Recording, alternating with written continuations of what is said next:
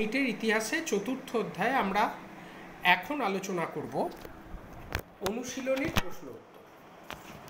আমরা অনুশীলনীর প্রশ্ন উত্তর কালকে আলোচনা করেছি, সেগুলো হচ্ছে মূলত ছোট প্রশ্ন।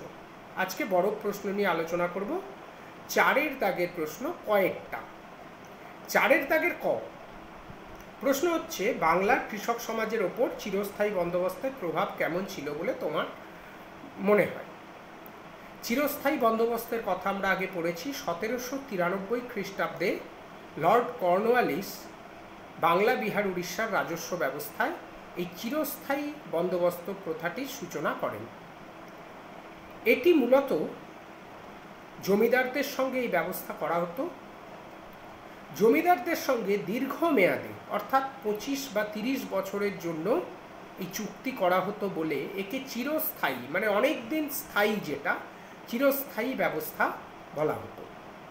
এই চিরস্থায়ী ব্যবস্থার প্রভাব কৃষক সমাজের ওপর কী পড়েছিল? আমরা জানি যে ইস্ট ইন্ডিয়া কোম্পানি বা ইংরেজরা যে সমস্ত ভূমি রাজস্ব ব্যবস্থা করেছিল তার প্রতিটির মূল উদ্দেশ্য ছিল কিন্তু এক, সেটা হলো ভারত থেকে যত বেশি পরিমাণ রাজস্ব আদায় করে সেটা বিদেশে পাঠিয়ে দেওয়া। অর্থাৎ চিরস্থায়ী বন্দোবস্তের উদ্দেশ্য ছিল তাই যত বেশি সম্ভব রাজস্ব আদায় করা। ফলে কৃষকের ওপর চাপ বেড়েছিল। কৃষকের ওপর কী কী প্রভাব পড়েছিল সেটা একবার দেখে নিই। 1 নম্বর, কৃষক জমির ওপর অধিকার হারিয়েছিল। আগে জমির মালিক ছিল কৃষক, এখন বিশাল অঞ্চল, সেইখানে একজন জমিদারকে ইজারা দেওয়া হলো। অর্থাৎ সেই পুরো জমির মালিকানা চলে গেল কিন্তু জমিদার বা ইজারাদারের কাছে। কৃষক আর জমির মালিক রইল না, জমির মালিক হয়ে গেল জমিদার। কৃষক তার অন্তর্গত ভাড়াটে প্রজায় পরিণত হলো। যে কোনো সময় কৃষককে তার জমি থেকে উচ্ছেদ করা হতে পারত।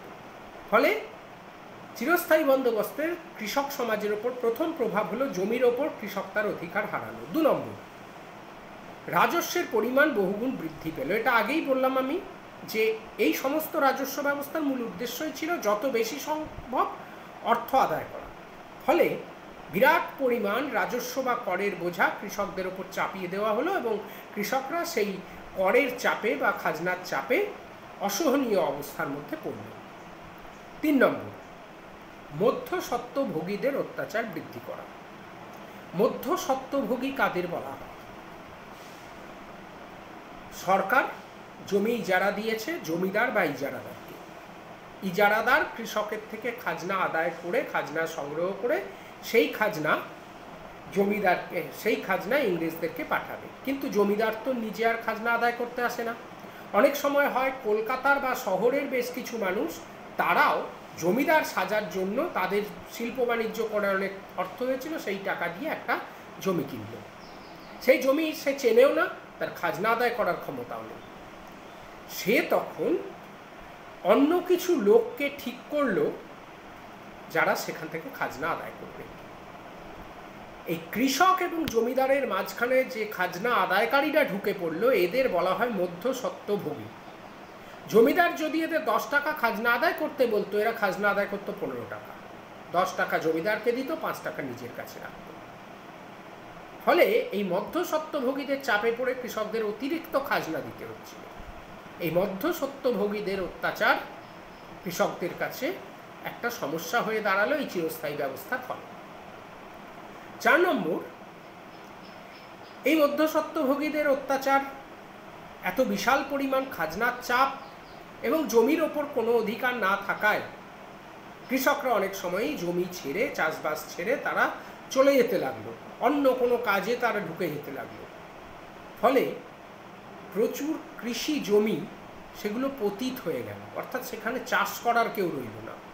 কৃষকরা যখন দেখলো চাষ করে তার কোনো লাভ হচ্ছে না, উল্টে অত্যাচার সহ্য করতে হচ্ছে, তখন সে চাষ করলো না। ফলে সেই জমি পতিত হয়ে গেল এবং তার ফলে খাদ্য উৎপাদন কমে গেল, অর্থনীতির উপর একটা বিরাট চাপ পড়ল। নেক্সট প্রশ্নে আমরা চলে যাই। নেক্সট প্রশ্ন হচ্ছে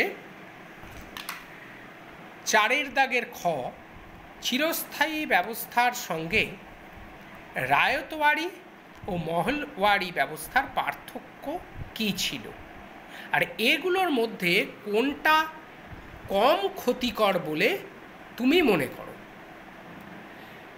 আমরা দেখে নিই পার্থক্য কী ছিল।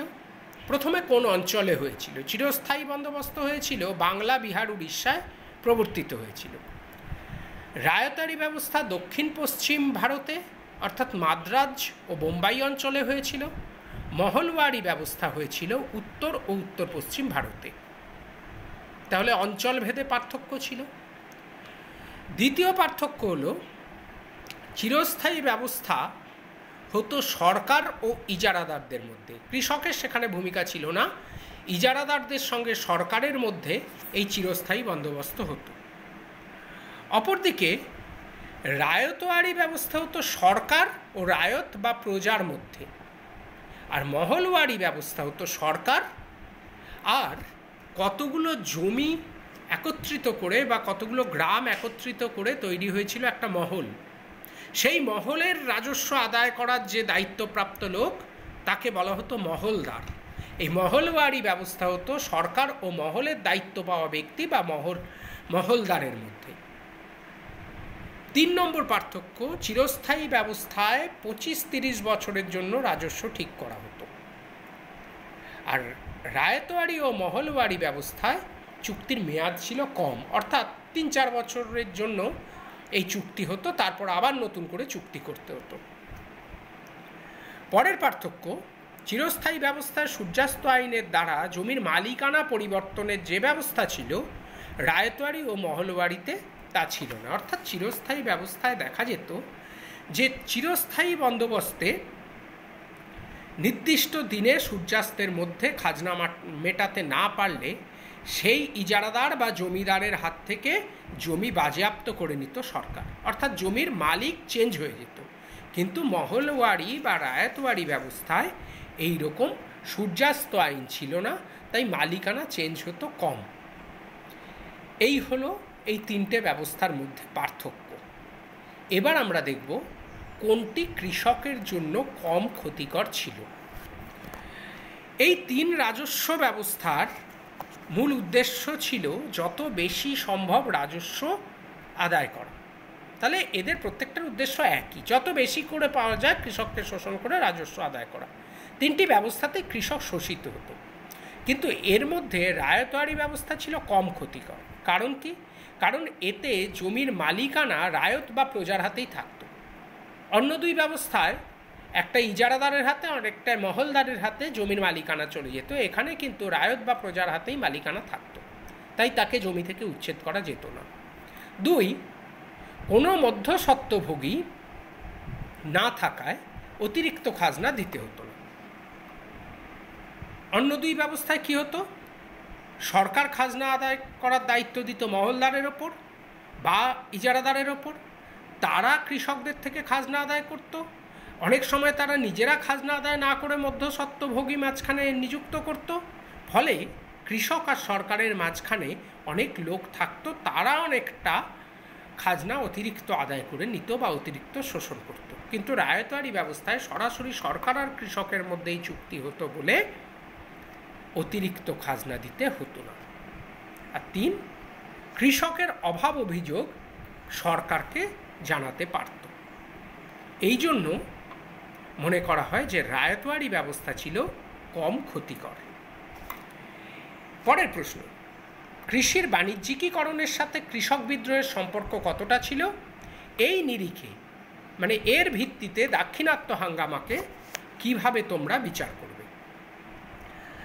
তাহলে কৃষির বাণিজ্যিকীকরণ কাকে বলে? কৃষির বাণিজ্যিকীকরণ বলা হয় কৃষকরা মূলত 2 ধরনের ফসল ফলায়, একটা খাদ্য ফসল আর একটা বাণিজ্য ফসল। খাদ্য ফসল হচ্ছে চাল, গম, ভুট্টা, যেগুলো মূলত খাদ্য হিসাবে ব্যবহার হয়। আর বাণিজ্য ফসল হচ্ছে যে ফসলগুলো শিল্পের কাঁচামাল হিসাবে অথবা বাণিজ্যের জন্য খুব গুরুত্বপূর্ণ। যেমন আমরা বলতে পারি নীল, শিল্পের কাঁচামাল, বস্ত্র তৈরিতে, বস্ত্র উৎপাদনে নীল লাগে। তুলো একই ব্যাপার। পাট, পাটের দ্বারাও বিভিন্ন বস্ত্র তৈরি হয়। এইগুলো হলো বাণিজ্য ফসল। এর সঙ্গে সঙ্গে চাকেও আমরা বাণিজ্য ফসলের মধ্যে রাখতে পারি। সেটা অন্য কোনো শিল্পে না লাগলেও চা নিয়ে সারা বিশ্ব জুড়ে বাণিজ্য হতে পারে, এবং আফিমটাও বাণিজ্য ফসলের মধ্যে পড়ে। তো তাহলে কৃষির বাণিজ্যিকীকরণ কাকে বলে? যখন খাদ্য ফসলের পরিবর্তে এই বাণিজ্য ফসল বেশি করে উৎপাদন করা হয়, তখন তাকে বলা হয় কৃষির বাণিজ্যিকীকরণ। এই কৃষির বাণিজ্যিকীকরণ ভারতেও ইংরেজরা নিয়ে এসেছিল। এটি কিন্তু কৃষকদের পক্ষে লাভজনক হয়নি। কেন হয়নি আমরা একবার দেখে নিই না। তারা, এক নম্বর, তারা যদি খাদ্য ফসল চাষ করত তাহলে সারা বছরের খাদ্যের সংস্থান হতো। অর্থাৎ সে যদি ধান চাষ করত, গম চাষ করত, সারা বছরের খাবার জন্য ধান গমটা তার রয়ে যেত, তার কিন্তু সারা বছর খাদ্যের অভাব হতো না। কিন্তু বাণিজ্য ফসল চাষ করলে এই বাণিজ্য ফসল তাদের ক্ষুধা মেটাতে পারত না। 2 নম্বর, বাণিজ্য ফসল তারা ইচ্ছামতো বিক্রির বাজার পেত না। ধান, গম ইত্যাদি তারা যে কোনো বাজারে বিক্রি করতে পারত। সব মানুষের ধান, গম খাদ্য হিসাবে দরকার, তাই চাষি ইচ্ছামতো এ বাজারে দাম কম, অন্য বাজারে গিয়ে ধান, গম বিক্রি করতে পারত। কিন্তু পাট হোক, তুলো হোক, নীল হোক, সেগুলো সাধারণ মানুষের কোনো কাজে লাগে না। তাই সাধারণ মানুষের কাছে গিয়ে পাট বা নীল বিক্রি করলে তারা কি করবে? সেগুলো নিয়ে তারা সেগুলো কিনত না। সেগুলো কিন্তু একমাত্র ইংরেজরা। তাই ইংরেজরা যে দাম ধার্য করত, সেই দামেই চাষিরা বাণিজ্য ফসল বিক্রি করতে বাধ্য হতো। তাহলে আমরা দেখলাম বাণিজ্য ফসল বিক্রি করে তারা ইচ্ছামতো বিক্রির জন্য তারা ইচ্ছামতো বাজার পেত না।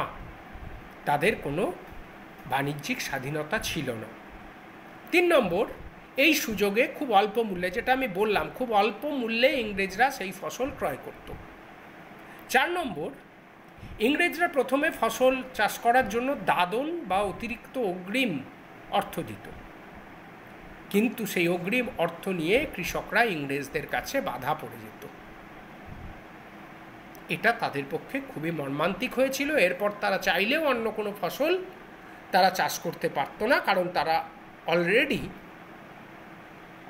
অগ্রিম অর্থ বা দাদন নিয়ে নিয়েছে। 5 নম্বর, আন্তর্জাতিক বাজারের চাহিদার ওপর ফসলের মূল্য নির্ধারিত হতো। যখন বিদেশের শিল্প কারখানায় প্রচুর বস্ত্র উৎপাদিত হচ্ছে, তখন তার দাম আছে। কিন্তু যদি কোনো সময় বিদেশের বাজারে তার দাম কমে যায়, বাণিজ্যিক ফসলের বিভিন্ন সময় দাম কমে যেতে পারে। খাদ্য ফসলের চাহিদা কিন্তু সারা বছর থাকে। যেমন ইংল্যান্ড কিছুদিন পর কৃত্রিম নীল যেই তৈরি করে ফেললো, কেমিক্যাল নীল, সঙ্গে সঙ্গে চাষের নীলের আর কোনো প্রয়োজন হলো না। ফলে যে নীল চাষ করা হয়েছিল সেই নীলের আর কোনো দাম রইল না। এইভাবে বাণিজ্যিক ফসলের কোনো অর্থনৈতিক নিশ্চয়তা ছিল না। এবার প্রশ্ন করেছে যে দাক্ষিণাত্য হাঙ্গামা, এই নিরিখে দাক্ষিণাত্য হাঙ্গামার বিষয়টিকে কিভাবে বিচার করবে। দাক্ষিণাত্য হাঙ্গামাও কিন্তু এই আন্তর্জাতিক বাজারের ব্যাপারটা ছিল। আমেরিকার গৃহযুদ্ধের কারণে ইংল্যান্ডে আমেরিকা থেকে যে বিপুল পরিমাণ তুলো আসতো সেটা বন্ধ হয়ে যায়। আমেরিকায় তখন যুদ্ধ হচ্ছে, ফলে তারা তুলো পাঠাতে পারে না। তখন তারা মহারাষ্ট্র থেকে বিপুল পরিমাণ তুলো নিয়ে যেতে শুরু করে, ফলে তুলোর দাম অনেক বেড়ে যায়। কিন্তু তারপর যখন আবার গৃহযুদ্ধ মিটে যায়, আবার আমেরিকা থেকে তুলো আসতে শুরু করে, তখন আর মহারাষ্ট্রের তুলোর কোনো দাম ছিল না। ফলে কৃষকরা সংকটে পড়ে যায়। তাদের প্রচুর হাতে টাকা এসেছিল, প্রচুর দাম পাচ্ছিল, সচ্ছল অবস্থা এসেছিল, হঠাৎ করে দাম একদম পড়ে যায়। আর যখন তাদের অনেক দাম পাচ্ছিল, অনেক হাতে টাকা আসছিল, তাদের কর বাড়ানো হয়েছিল। কিন্তু যখন দাম পড়ে যায় তখন আর কর বাড়ানো হলো না, ফলে তখন আর কর কমানো হলো না। ফলে কি হলো না, যখন হাতে টাকা ছিল তখন তারা কর দিচ্ছিল, কোনো অসুবিধা নেই। যখন ফসলের দাম কমে গেল তখনও সেই কর চালু রাখায় তাদের ওপর চরম শোষণ হচ্ছিল, তাদের চরম দুর্দশার মধ্যে পড়তে হচ্ছিল। এইভাবে দেখা যাচ্ছে আন্তর্জাতিক বাজারের চাহিদা এবং বাণিজ্যিক ফসল চাষ করার জন্যই দাক্ষিণাত্য হাঙ্গামা বা দাক্ষিণাত্যের তুলো চাষিদের বিদ্রোহ হয়েছিল। চতুর্থ অধ্যায় আমরা শেষ করলাম। এই প্রশ্নগুলো তৈরি করলেই চতুর্থ অধ্যায় থেকে হবে। এরপরে আমরা পঞ্চম অধ্যায়ে চলে যাব। খুব তাড়াতাড়ি আমরা নতুন ভিডিও আবার পোস্ট করব। তোরা ভালো করে কিন্তু এই বিষয়গুলো পড়িস, এগুলো পরবর্তীকালের ইতিহাসেও তোদের জন্য খুব গুরুত্বপূর্ণ হবে।